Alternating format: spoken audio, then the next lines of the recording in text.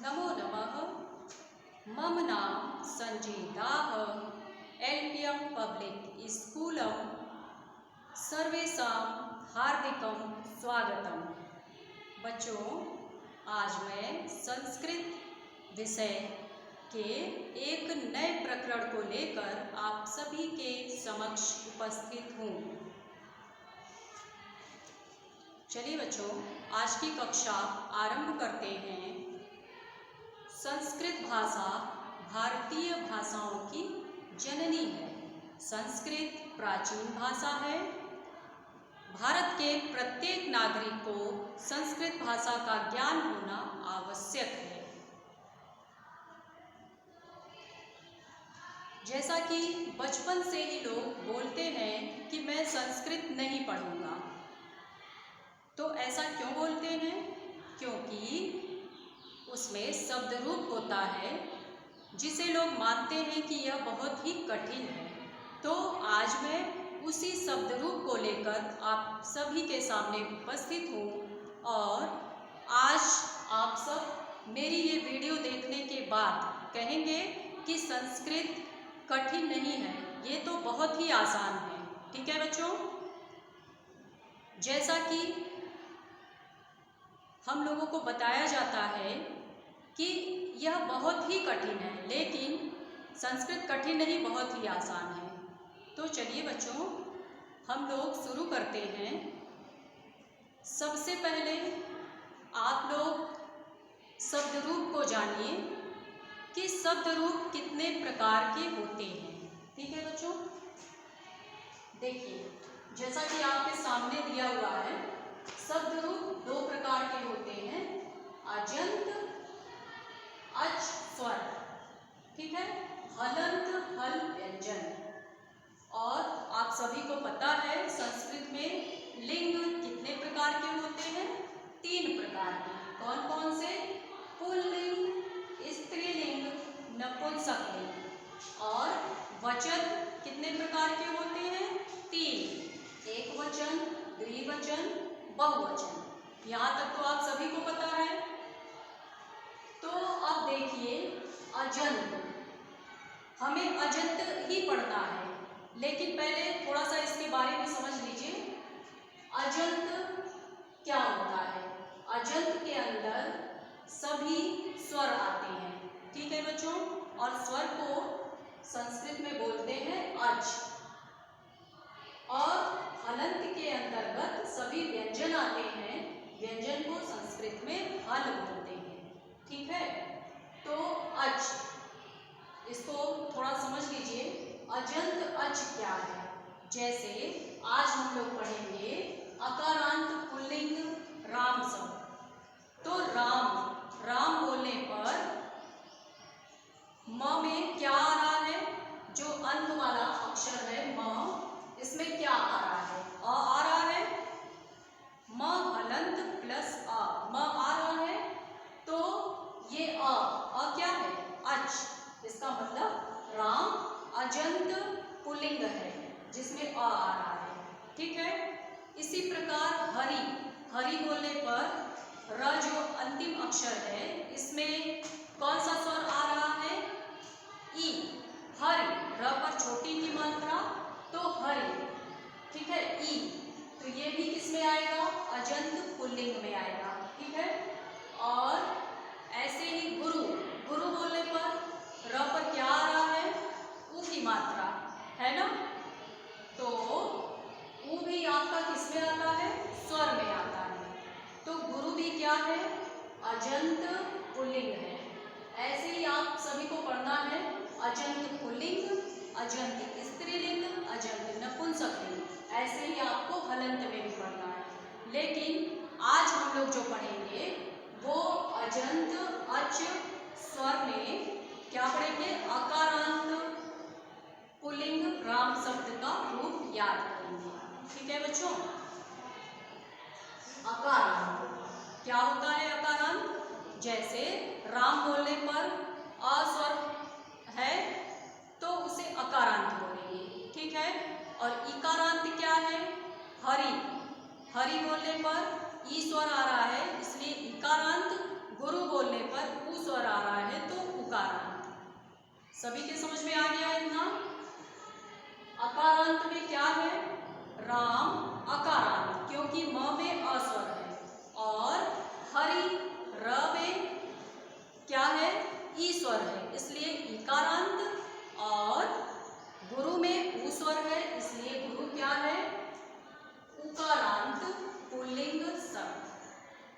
बच्चों, आज की वीडियो आप सभी ध्यान से देखिएगा और वीडियो देखते देखते ही आपको ये शब्द रूप याद हो जाएगा।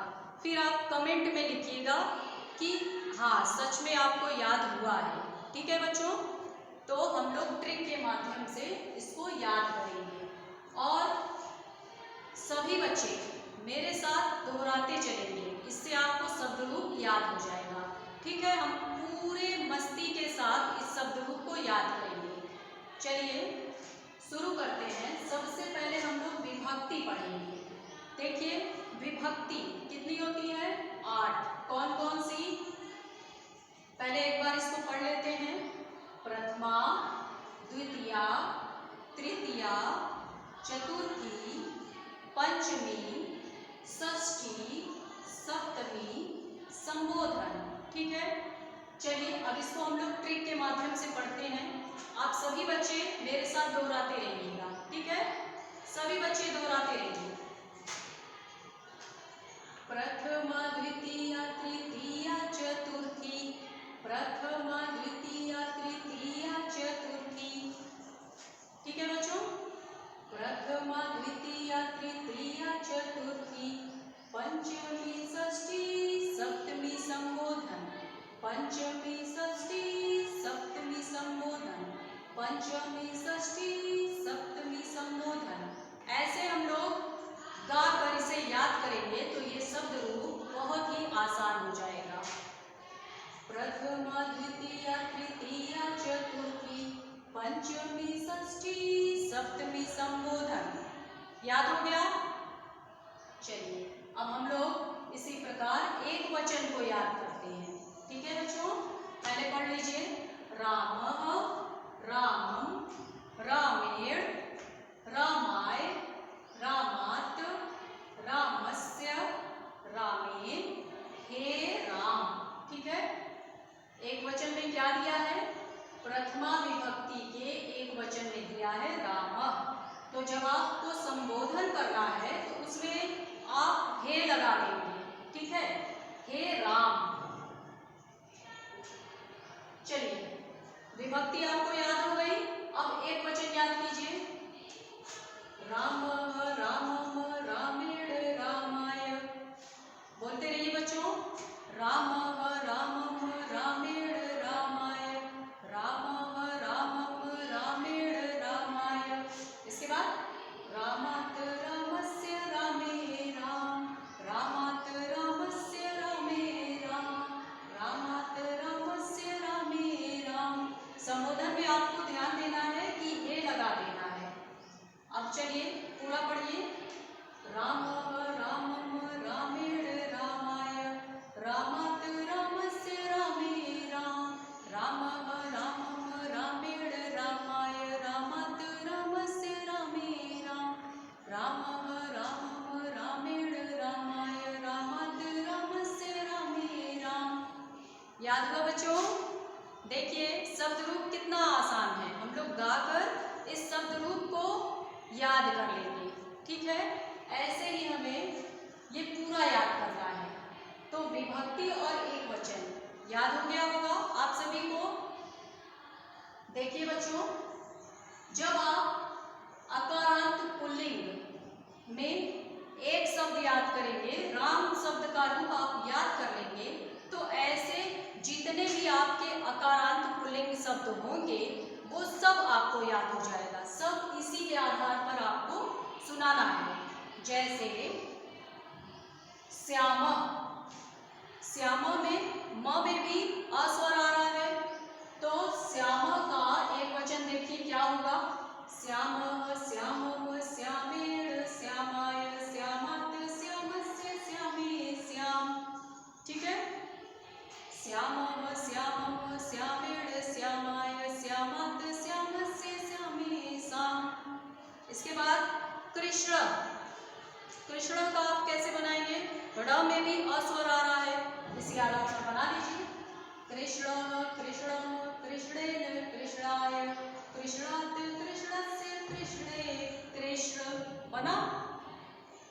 कृष्ण, कृष्णः, कृष्णम, कृष्णेन, कृष्णाय। कृष्णात्, कृष्णस्य, कृष्णे